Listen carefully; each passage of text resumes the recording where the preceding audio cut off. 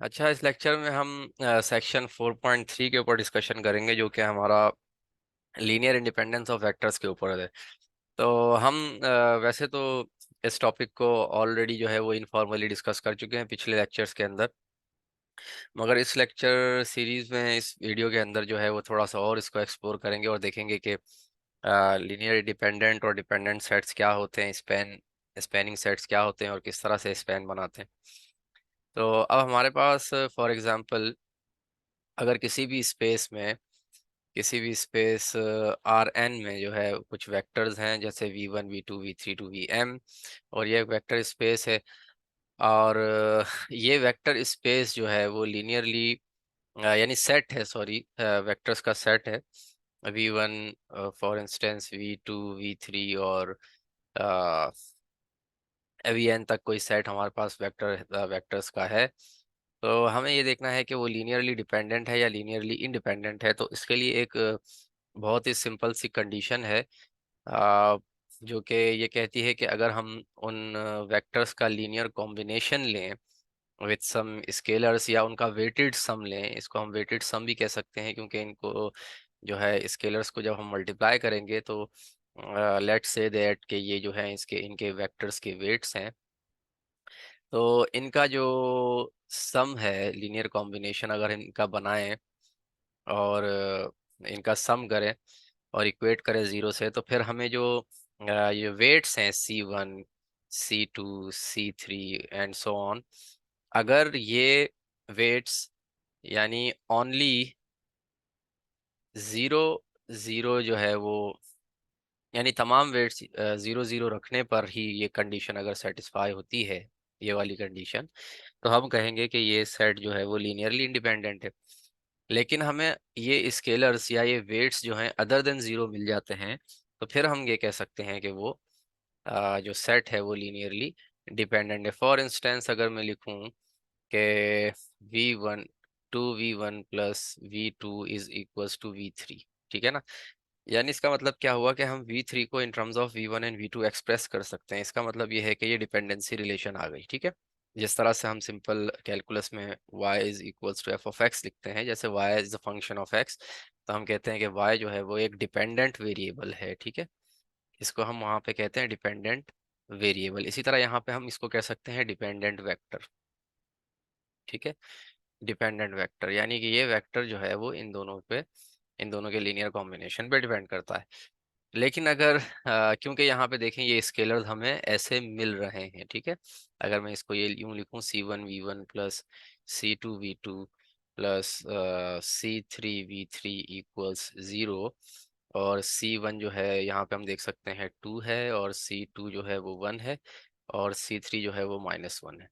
तो इससे क्या हो रहा है हमारे पास, इससे आ रहा है 2v1 plus v2 minus v3 equals to 0, which implies that v3 equals to v1 plus v2, यानी कि v3 जो है वो लीनियर कॉम्बिनेशन है v1 एंड v2 का। तो ये लीनियरली डिपेंडेंट सेट्स कहलाएंगे। और इसी तरह हम इसमें से किसी भी वेक्टर को बाकी दो वेक्टर्स की फॉर्म में एक्सप्रेस कर सकते हैं। जैसे v2 को हम लिख सकते हैं कि that is v3 minus 2v1, और इसी तरह हम v1 को लिख सकते हैं हाफ v3 माइनस v2, ठीक है। तो ये लीनियर कॉम्बिनेशंस में हम इनको एक्सप्रेस कर सकते हैं। लेकिन अगर हमें ये स्केलर्स ओनली जीरो जीरो मिलते हैं, ठीक है, तो ये डिपेंड करता है जो सेट्स हमने लिए हैं वो किस टाइप के सेट्स हैं। तो फिर 0v1 plus 0v2 plus 0v3 equals to 0, which means that कि यहाँ से कोई रिलेशन हमें v1 v2 और v3 का आपस में नहीं मिल सकेगा, ठीक है। तो ये एक इंट्यूशन है लीनियरली डिपेंडेंस और इंडिपेंडेंस। अब फॉर एग्जांपल हम यहाँ पे स्टैंडर्ड बेसिस को देखते हैं, ठीक है। अब ये देखें R3 में जो है वो स्टैंडर्ड बेसिस हमारे पास हैं 1 0 0 एंड 0 1 0 एंड 0 0 1, ठीक है। ये स्टैंडर्ड बेसिस हैं। अब इसको अगर मैं v1 कह लेता हूँ, इसको v2 कहता हूँ, और ये v3 हमारे पास है, ठीक है। और इनका लीनियर कॉम्बिनेशन अगर हम बनाते हैं C1 v1 plus C2 v2 plus C3 v3, और 0 से इक्वेट करते हैं, देन C1 को मल्टीप्लाई करता हूँ, ठीक है, रिस्पेक्टिव कॉलम वेक्टर्स से।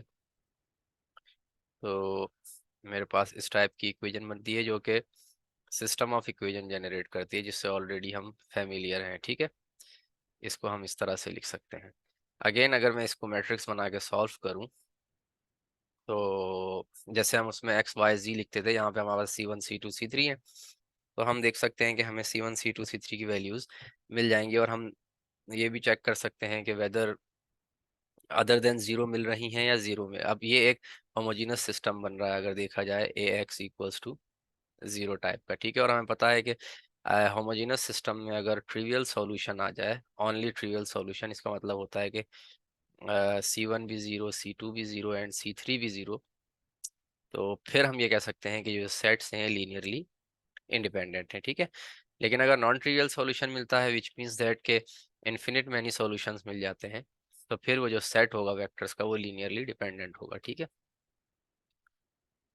इसी तरह से ये एक एग्जांपल है, कंसीडर अ सेट। ये एक सेट गिवन है, ठीक है, और इस सेट को भी सिमिलरली हम लीनियर कॉम्बिनेशन बना के चेक कर सकते हैं। तीन वेक्टर्स हैं, V1, V2 एंड V3, और इन सेट्स का हम लीनियर कॉम्बिनेशन बना के चेक कर सकते हैं कि ये लीनियरली डिपेंडेंट है या लीनियरली इंडिपेंडेंट है।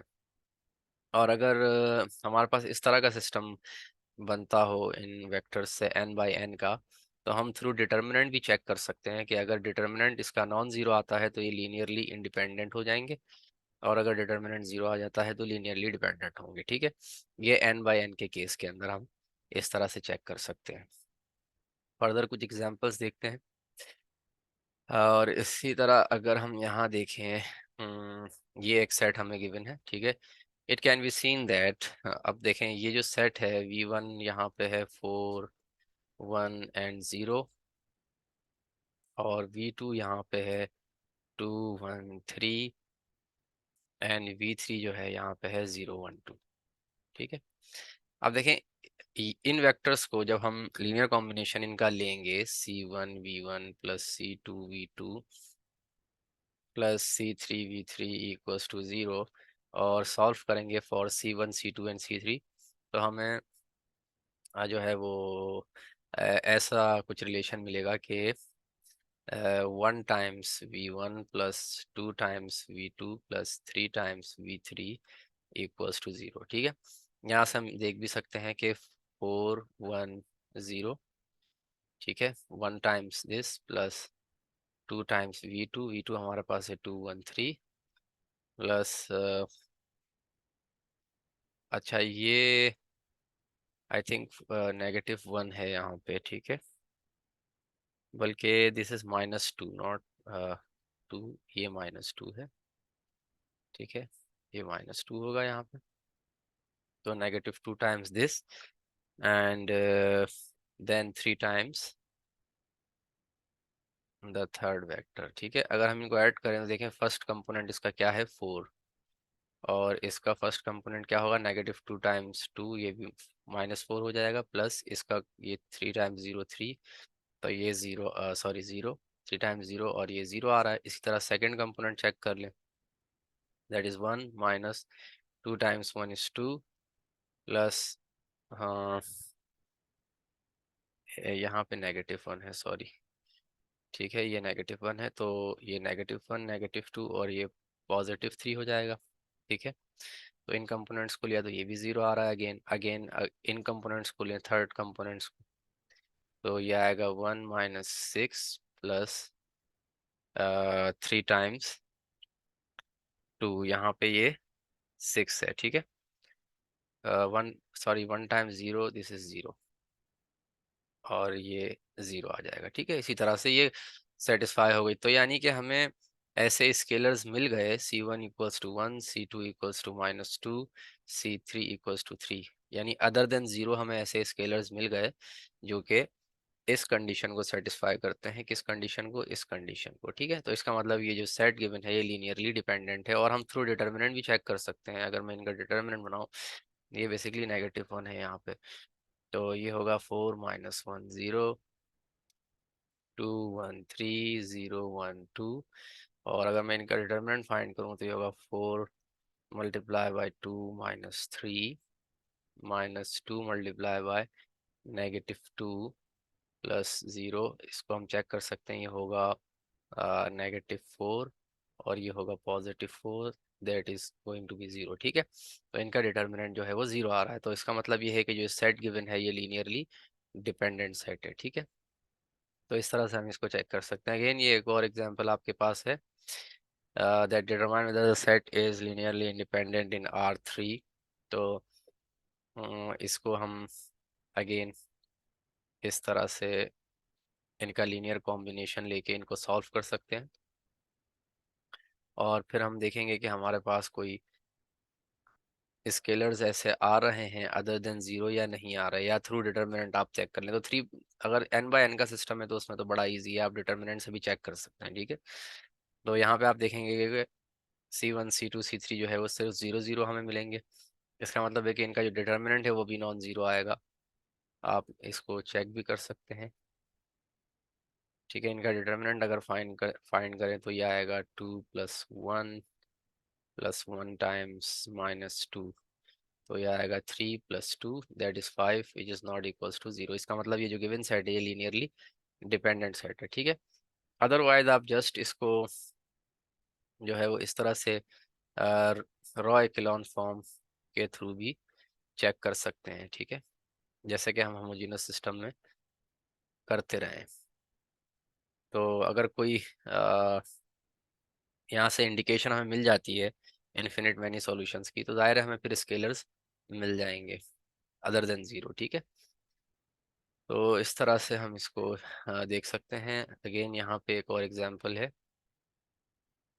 अब देखें यहाँ पे जो एग्जांपल है ये पॉलिनोमियल्स की है। ठीक है, show that the set is linearly independent in P2। P2 का मतलब ये है कि सेकेंड डिग्री पॉलिनोमियल्स का हमारे पास सेट है। ठीक है, और अगर इसी तरह ये P3 हो तो इसका मतलब है थर्ड डिग्री पॉलिनोमियल्स का सेट है।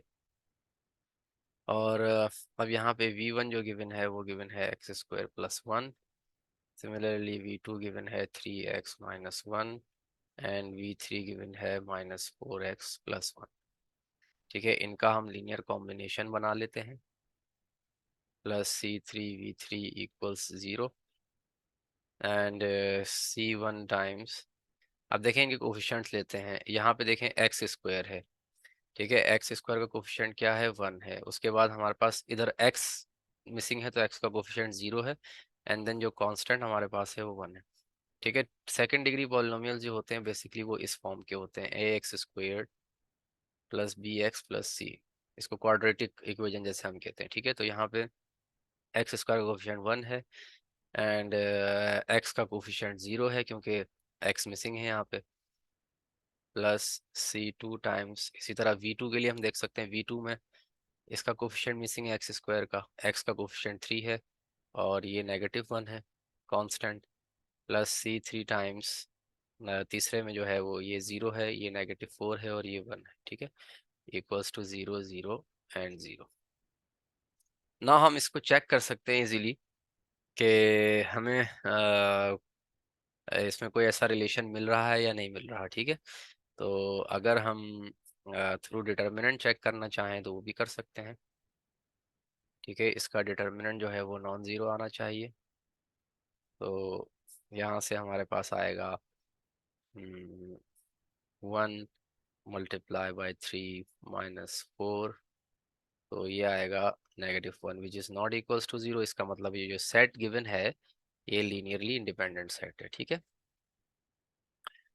इसी तरह से ये एग्जांपल हमारे पास है, ये क्या है, P1 की है, यानी फर्स्ट डिग्री पॉलिनोमियल जो है तो वो इस फॉर्म के होते हैं, हमारे पास ax + b फॉर्म में होते हैं।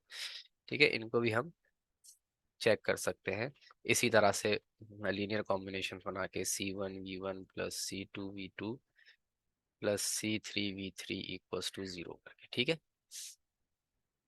हम इनको इस तरह से चेक कर सकते हैं, तो ये हो जाएगा C1 टाइम्स, अब देखें यहाँ x का कोफिशिएंट 1 है, 1 आ जाएगा एंड कांस्टेंट जो है यहाँ पे वो भी 1 है, +C2 टाइम्स, और इसमें सेकंड में एक्स का कोफिशिएंट 1 है और कांस्टेंट -1 है, +C3 टाइम्स ये -1 है और ये 5 है, और इक्वल्स टू 0 0 एंड 0। ठीक है। अब इसमें हम चेक कर सकते हैं कि कोफिशिएंट्स मिल रहे हैं या नहीं मिल रहे। ठीक है, तो यहाँ से हम इक्वेशन जनरेट करते हैं, C1 + C2 - C3 = 0।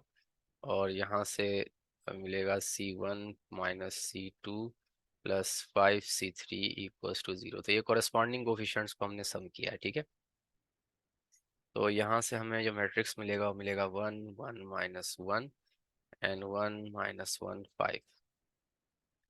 और अब देखें, ये चूंकि ये n/n नहीं है तो हम इसको थ्रू डिटर्मिनेंट चेक नहीं कर सकते, बल्कि इसको रॉ इक्लोन फॉर्म से हम चेक करेंगे। तो यहाँ से हम ऑपरेशन लगा सकते हैं, R2 = R2 - R1, which gives 1 0, और यहाँ पे 1, यहाँ -2, एंड देन यहाँ -1, और यहाँ पे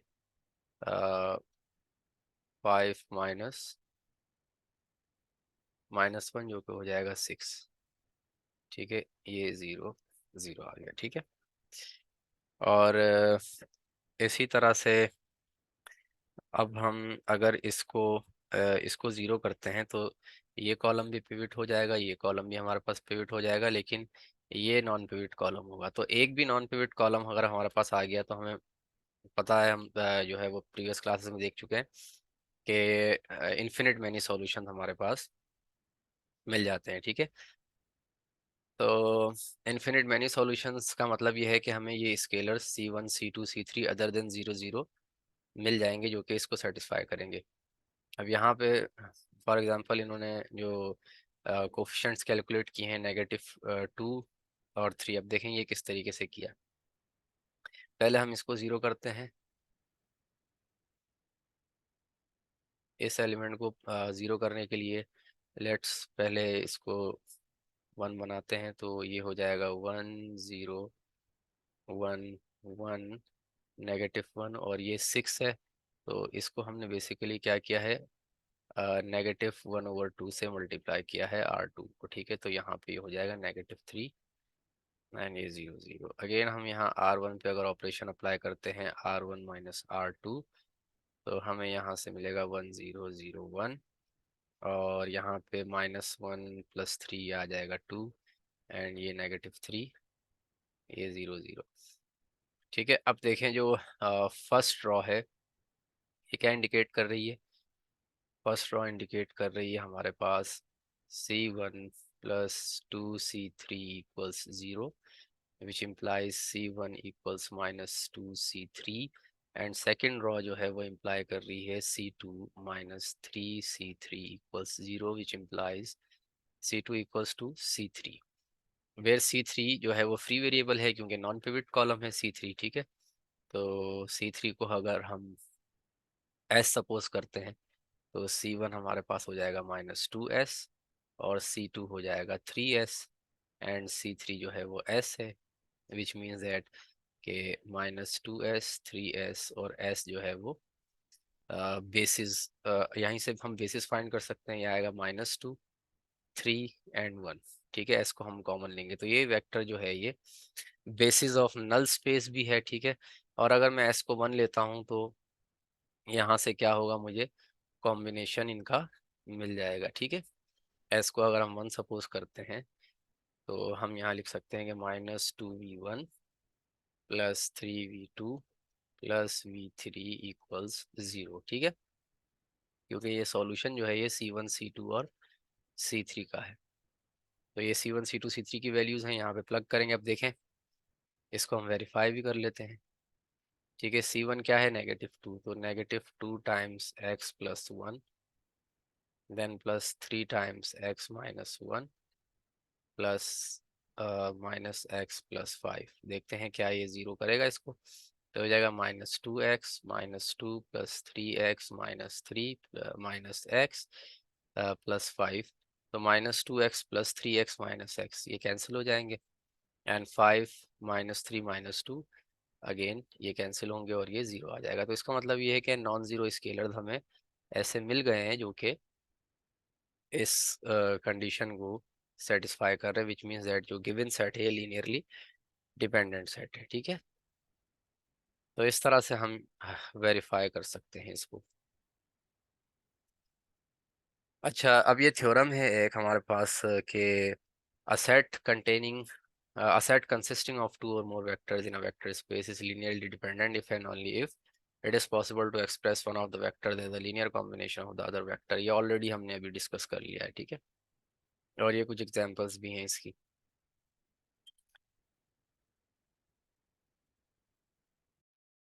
ज्योमेट्रिकली हम इनको इस तरह से देख सकते हैं कि अगर कोई वेक्टर जो है वो फॉर एग्जांपल ये हमारे पास तीन वेक्टर्स हैं, लेट्स से, और अगर इन तीनों में से कोई भी वेक्टर जो है वो किसी दो वेक्टर्स के स्पैन के अंदर आ जाता है, तो हम ये कहेंगे कि वो जो सेट है वो लीनियरली डिपेंडेंट सेट है, ठीक है। या इक्विवेलेंटली ये कह सकते हैं कि अगर इनमें से कोई भी एक वेक्टर बाकी दो वेक्टर्स के कॉलम स्पेस में आ जाए, तो फिर हम ये कह सकते हैं कि वो सेट जो है वो लीनियरली डिपेंडेंट है। अब देखें यहाँ पे इस एग्जांपल में देखें, फर्स्ट एग्जांपल में क्या है कि वेक्टर v1 जो है वो v2 जो है वेक्टर, ये v1 है वेक्टर, ठीक है, और v2 जो है वो बेसिकली स्केल्ड हुआ है, ठीक है, यानी स्केलर मल्टीपल है v1 का, ये वेक्टर v2 है।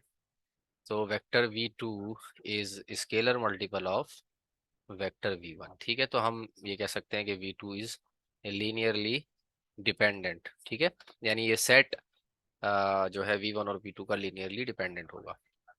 इसी तरह यहाँ पे जो वेक्टर्स हैं v1 और v2, अब ये वेक्टर्स लीनियरली इंडिपेंडेंट वेक्टर्स हैं, ठीक है। ये वेक्टर्स जो हैं वो लीनियरली इंडिपेंडेंट वेक्टर्स हैं, क्योंकि अ, ये ना तो v2 जो है वो v1 का स्केलर मल्टीपल है, ठीक है, और ये अलग अलग जो है वो कोऑर्डिनेट्स हैं इनके। तो यानी डिफरेंट पोजीशन वेक्टर्स हैं, इसका मतलब ये है कि ये लीनियरली इंडिपेंडेंट सेट है, ठीक है। तो बेसिकली पोजीशन वेक्टर्स यहाँ नहीं कहेंगे, क्योंकि पोजीशन वेक्टर्स तो इनके भी डिफरेंट हैं। फॉर इंस्टेंस अगर मैं यहाँ पे वेक्टर v1 का पोजीशन वेक्टर लिखना चाहूँ और यहाँ पे u2 का, तो जाहिर है पोजीशन वेक्टर्स इनके भी डिफरेंट होंगे, बट जो एक पोजीशन वेक्टर u2 का होगा वो स्केलर मल्टीपल होगा with the position vector of u1, ठीक है। लेकिन यहाँ पे जो वेक्टर्स हैं v1 और v2 वो कम्प्लीटली डिफरेंट वेक्टर्स हैं। तो इस तरह से ज्योमेट्रिकली हम इनको देख सकते हैं। उसके बाद कुछ थ्योरम्स और कुछ प्रॉपर्टीज देखते हैं। अब जैसे यहाँ पे है linear dependence of v1 v2 and v3, कि अगर हमारे पास तीन वेक्टर्स का सेट है R3 में, तो उनकी लीनियर डिपेंडेंस हम देखते हैं। तो the set is linearly dependent if and only if it is possible to write one of the vector say v1 as a linear combination of the other two vectors. ये already हम discuss कर चुके हैं। This means that v1 lies in the plane generated by v2 and v3, ठीक है। यानी कि अगर हमारे पास यहाँ एग्जांपल में देख सकते हैं हम कि ये थ्री डायमेंशनल स्पेस है, यहाँ पे वेक्टर v1 है, ठीक है, और वेक्टर v2 है, और जो v3 है वेक्टर, बेसिकली वो क्या हो रहा है कि v1 और v2 का जो स्पैन है उस स्पैन के अंदर आ रहा है, ठीक है। यानी कि वही मीनिंग है इसकी कि इसके कॉलम स्पेस में आ रहा है, ठीक है, क्योंकि इन दोनों वेक्टर्स का v1 और v2 का जो कॉलम स्पेस है, ठीक है, वो स्पैन कर रहा है, स्पैन बना रहा है, ठीक है। और v3 जो है वो इसी स्पैन के अंदर आ रहा है, तो इसका मतलब ये होगा कि ये सेट जो है वो लीनियरली डिपेंडेंट हो जाएगा, ठीक है। लेकिन अगर ऐसा नहीं हो, यानी v1 एक अलग वेक्टर है, ठीक है, एंड देन v2 जो है वो एंड v3 इस तरह से हैं। अब देखें v2 और v3 जो है वो का स्पैन ये है, बट v1 जो है वो आउटसाइड द स्पैन है। इसका मतलब ये है ये जो सेट होगा ये लीनियरली इंडिपेंडेंट सेट होगा, ठीक है। ये कुछ ज्योमेट्रिकल इसकी इंटरप्रिटेशन है। ना कुछ थ्योरम्स और भी हैं इस पे। Let V be a vector space, any set of vectors in V that contain the zero vector is linearly dependent. अब देखें फॉर इंस्टेंस हमारे पास R2 में हम देख लेते हैं। लेट से हमारे पास ये एक सेट है 1, 2 एंड 0, 0। तो देखें अब ये जो सेट है ये V1 है और ये V2 है, ठीक है। अब ये जो V2 है मैं इसको ऐसे लिख सकता हूँ कि V1 is basically 0 times V2, ठीक है, where 0 is again a scalar, ठीक है, which means that V1 is linearly independent on V2, ठीक है, क्योंकि मैं V1 को सम स्केलर टाइम्स V2 लिख सकता हूँ। तो अगर जीरो वेक्टर किसी भी सेट में आ गया तो वो लीनियरली डिपेंडेंट हो जाएगा। फॉर इंस्टेंस इस वेक्टर सेट को देख लेते हैं, ठीक है, 0 0 0। तो अगेन ये V3 है, फॉर सपोज ये V1 है और ये V2 है। तो मैं ऐसा लिख सकता हूँ कि 0 times V1 plus 0 times V2 is equals to V3, ठीक है। तो अगेन ये डिपेंडेंस रिलेशन यहाँ पे मिल रहा है, तो इसका मतलब ये है कि ये लीनियरली डिपेंडेंट होगा। इसी तरह अगर कोई मैट्रिक्स का सेट है मेरे पास, मैट्रिसेस का, फॉर एग्जांपल इस तरह से 3 मैट्रिसेस हैं लेट सपोज, ठीक है, और यहाँ पे 0 0 मैट्रिक्स है। तो again call it M1 M2 and M3। तो अगेन मैं M1 और M2 को जो है वो यानी M3 को M1 और M2 के लीनियर कॉम्बिनेशन के तौर पे लिख सकता हूँ इस तरह से, ठीक है, वेयर ये जो स्केलर है इसका ये नॉन जीरो है, ठीक है। तो ये लीनियरली डिपेंडेंट होगा। तो अगर किसी भी सेट में जीरो वेक्टर का मतलब जीरो वेक्टर आ जाए तो इसका मतलब वो लीनियरली डिपेंडेंट होगा, ठीक है। कंसीडर द सेट, अब ये यहाँ पे है, ये जीरो वेक्टर है, ये V2 है, V3 है एंड सो ऑन, ठीक है, which contains the zero vector, let us examine the identity. अब ये अगर हम देखें यहाँ पे C1 times 0 plus C2 V2 this तो C1 जो है यहाँ पे क्या होगा, 1 होगा, ठीक है, और C2 और C3 बाकी अदर जो C's होंगे वो 0 होंगे। तो अगेन जैसे हमने अभी एग्जांपल्स में डिस्कस किया, लीनियर डिपेंडेंस जो है वो शो हो जाएगी। इसी तरह से एक और थ्योरम है जो कहता है let the set this be linearly dependent in a vector space V. Any set of vectors in V that contains these vectors will also be linearly dependent। देखें अब इसकी क्या मीनिंग है कि अगर हमारे पास कोई सेट है V1 V2 V3 and so on, linearly dependent है, ठीक है, be linearly dependent in vector space V, any set of vectors in V, ठीक है। अब जो V हम ले रहे हैं, ठीक है, ये जो सेट ले रहे हैं, तो एनी सेट ऑफ वेक्टर्स, हम इसी वी में से अगर कोई भी सेट हम लेंगे that contains these vectors will also be linearly dependent, ठीक है। तो इसका प्रूफ देख लेते हैं। सिंस द सेट, अब ये जो सेट लिया है हमने V1 V2 V3 and so on to Vm is linearly dependent, इसका मतलब ये है कि देयर एग्जिस्ट स्केलर्स, यानी C1 V1 plus C2 V2, यानी कि मैं इनका वेटेड सम लूँ Cm Vm, तो C1 C2 एंड Cm यानी नॉन जीरो स्केलर्स मुझे मिल जाएंगे, ठीक है, जो इस कंडीशन को सेटिस्फाई करेंगे। और अगेन मैं एक सेट ले रहा हूँ, ठीक है, यहाँ पे which contains the given vectors, जो कि इन्हीं वेक्टर्स को कंटेन करता है, ठीक है। ये एक सेट हमने एक सेट यहाँ पे लिया है जो कि V1 से लेके Vm तक है, फिर अगेन कुछ और भी वेक्टर्स सेट के अंदर हैं। तो अब देखें ये सेट, ओवरऑल सेट कंटेंड है इस सेट के अंदर, ठीक है, इस सेट के अंदर जो ओवरऑल सेट है ये पूरा, इसमें ये सेट कंटेंड है। तो चूंकि ये सेट लीनियरली डिपेंडेंट है तो वो इस पूरे सेट को भी लीनियरली डिपेंडेंट बना देगा, ठीक है। तो ये जो सेट हमने लिया है ये भी लीनियरली डिपेंडेंट होगा। तो यानी कि इसका सिंपल मीनिंग ये है कि अगर कोई सेट हमारे पास वेक्टर्स का सेट है और उस वेक्टर्स के सेट में ऐसे वेक्टर्स हैं जो आपस में लीनियरली डिपेंडेंट हैं, तो इसका मतलब वो सेट ओवरऑल भी जो है वो लीनियरली डिपेंडेंट हो जाएगा, ठीक है। तो ये थ्योरम है यहाँ पे। इसी तरह ये एग्जांपल है, फॉर इंस्टेंस ये देख लो, फॉर एग्जांपल ये जो सेट है इज लीनियरली डिपेंडेंट।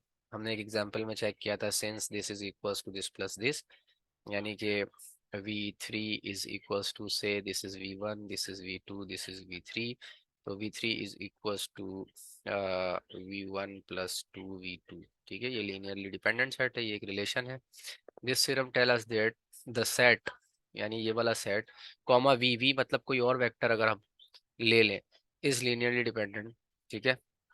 यानी इसी सेट में अगर हम ये जो सेट हमने लिया है 1 2 3 कॉमा 0 1 2 कॉमा 1 4 7, इसी सेट में अगर हम कोई और वेक्टर भी शामिल कर लें, एक वेक्टर या दो वेक्टर या कि जितने भी वेक्टर शामिल कर लें, तो अगेन ये पूरा सेट जो होगा ओवरऑल जो है वो लीनियरली डिपेंडेंट होगा। ठीक है, तो इस तरह से हम इसको देख सकते हैं थ्योरम के थ्रू। और यानी कि ये है कि अगर कोई बहुत बड़ा सेट वेक्टर्स का हमारे पास है तो हमें ज़रूरी नहीं है कि हम तमाम वेक्टर्स को जो है वो चेक करें। अगर हमें उधर बाय इंस्पेक्शन पता चल जाता है कि कुछ वेक्टर्स ऐसे हैं जो एक दूसरे के ऊपर लीनियरली डिपेंडेंट है, तो वो सेट जो है वो लीनियरली डिपेंडेंट हो जाएगा। ठीक है, इसी तरह फॉर इंस्टेंस ये एग्जांपल हम देख सकते हैं, जैसे 1 2 3 है। ठीक है, और इसमें ये कर लेते हैं 2 4 6। ठीक है, और ये -1 2 और ये 9। अब देखें, ये V1 है, ये V2 है और ये V3 है। बाय इंस्पेक्शन हमें पता चल गया कि V2 is twice of V1। ठीक है, तो अब हमें इस पूरे सेट को चेक करने की ज़रूरत नहीं, ये पूरा सेट भी लीनियरली डिपेंडेंट हो जाएगा क्योंकि ये दो वेक्टर्स हमें लीनियरली डिपेंडेंट मिल गए हैं। ठीक है, इस तरह से हम इसको देख सकते हैं। अब अगर हमारे पास फंक्शंस का सेट गिवन है, तो फंक्शंस के सेट को हम थ्रू रॉन्स्कियन जो है वो चेक कर सकते हैं। ठीक है, रॉन्स्कियन बेसिकली जो है वो एक मैट्रिक्स एक टाइप का। ठीक है, वो हम देख लेते हैं किस तरह से कंस्ट्रक्ट करना होता है रॉन्स्कियन को। तो थ्योरम ये कहता है कि जो लीनियरली डिपेंडेंट सेट्स होते हैं उनका रॉन्स्कियन जो होता है वो 0 होता है। ठीक है, लेकिन ज़रूरी नहीं है कि अगर रॉन्स्कियन 0 आ जाए तो वो लीनियरली डिपेंडेंट सेट्स हैं, लेकिन ये ज़रूरी है कि अगर सेट्स लीनियरली डिपेंडेंट हैं तो उनका रॉन्स्कियन 0 होगा। ठीक है, और इसकी काउंटर एग्जांपल भी हम देखेंगे कि इसका कन्वर्स जो है वो ट्रू नहीं है, कन्वर्स इज नॉट ट्रू। ठीक है, इसकी हम एक एग्जांपल भी देखेंगे। कन्वर्स मींस दैट कि अगर रॉन्स्कियन 0 आ जाता है दो वेक्टर्स का या दो फंक्शंस का या तीन फंक्शंस का, तो इसका हरगिज़ ये मतलब नहीं है कि वो लीनियरली डिपेंडेंट है। हाँ, अगर लीनियर डिपेंडेंट हैं तो रॉन्स्कियन लाजमी 0 आएगा। ठीक है, अब चेक करते हैं। फॉर एग्जांपल ये एक फंक्शन है 2x n e⁴x। अब f ऑफ x जो है वो 2x है। ठीक है, g ऑफ x जो है वो e⁴x है। रॉन्स्कियन बेसिकली ये होता है कि अगर हमें दो फंक्शन गिवन है f ऑफ x और g ऑफ x, तो इससे ये मैट्रिक्स इस तरह बनता है। यहाँ पे डेरिवेटिव्स आ जाते हैं दोनों के। ठीक है, एंड देन हम इसका डिटरमिनेंट चेक करते हैं। तो इन फंक्शंस का रॉन्स्कियन क्या होगा, 2x e⁴x, इसका डेरिवेटिव होगा 2, इसका डेरिवेटिव 4 e⁴x, और इसका अगर डिटर्मिनेंट फाइंड करूं तो ये आएगा 8x e⁴x -2 e⁴x which is not equals to 0। ठीक है, which means that these two functions are linearly independent. ठीक है, इसी तरह से हम इनको चेक कर लेते हैं। फॉर इंस्टेंस ये हमारे पास फंक्शंस हैं तीन, f1 f2 f3। इनका रॉन्स्कियन होगा x sin x cos x, and then the derivative x का होगा 1, और sin x का होगा cos x, और cos का माइनस sin x। यहाँ डेरिवेटिव होगा 0, यहाँ माइनस sin x और यहाँ माइनस cos x। और अगर इसका डिटर्मिनेंट हम फाइंड करें तो ये होगा x times negative cos square x plus sin square x and minus sin x times minus cos x and plus cos x times minus sin x। तो यहाँ से हमारे पास इसको सॉल्व करेंगे तो ये आ जाएगा negative x, so which is again not equals to 0, which means that के जो फंक्शंस का सेट हमें गिवन है ये लीनियरली इंडिपेंडेंट है। ठीक है, और इसी तरह से लीनियरली डिपेंडेंट का भी हम देख सकते हैं। फॉर एग्जांपल अगर हम फंक्शन लेते हैं f1x equals to x and f2x is equals to 2x, तो ये देखें यहाँ पे x और यहाँ 2x, इसका डेरिवेटिव है 1, इसका डेरिवेटिव है 2, और इस ये रॉन्स्कियन है। यहाँ इसको अगर हम डिटर्मिनेंट इसका फाइंड करते हैं रॉन्स्कियन का, तो ये आएगा 2x minus 2x which is equals to 0, which implies that the set is linearly dependent, यानी ये सेट है लीनियरली डिपेंडेंट है। और इसका कन्वर्स जो है वो ट्रू नहीं है। अब देखें, एक फंक्शन ले लेते हैं, f of t equals to t square and g of t equals to t times mod t। ठीक है, अब इसका रॉन्स्कियन हम देखते हैं। इसका रॉन्स्कियन ये t square T times mod T, और ये आएगा 2t। और यहाँ पे हमारे पास इस पे अगर हम चेन रूल अप्लाई करते हैं तो ये आएगा mod T plus T times mod T over T. ठीक है, क्योंकि मॉड टी का डेरिवेटिव होता है मॉड टी ओवर टी। और अब इसका अगर हम डिटर्मिनेंट फाइंड कर रहे हैं तो हम देख सकेंगे कि ये टी स्क्वेयर मॉड टी, ये टी से t cancel, plus t square mod t minus 2t square mod t, which is ये 2t square mod t minus 2t square mod t, that is equals to 0। ठीक है, 0 आ गया। लेकिन ये जो set है ये लीनियरली इंडिपेंडेंट सेट है। ठीक है, तो ऐसा हो सकता है कि लीनियरली इंडिपेंडेंट सेट्स का भी रॉन्स्कियन 0 आ जाए, जैसे कि इस केस में हमने देखा। ठीक है, तो इसीलिए इसका कन्वर्स ट्रू नहीं है। लेकिन ये ज़रूरी है कि अगर लीनियरली डिपेंडेंट सेट है तो फिर उसका रॉन्स्कियन 0 आएगा ही आएगा, और लीनियरली इंडिपेंडेंट सेट का 0 भी हो सकता है, 0 नहीं भी हो सकता है। ठीक है, तो ये एक इसकी काउंटर एग्जांपल थी। इसी तरह से प्रैक्टिस प्रॉब्लम्स हैं, प्रैक्टिस प्रॉब्लम्स आप देख सकते हैं। और फिर सेक्शन 4.4 है प्रॉपर्टीज ऑफ बेसिस, इसको हम नेक्स्ट क्लास में डिस्कस करेंगे। So thanks for watching the lesson.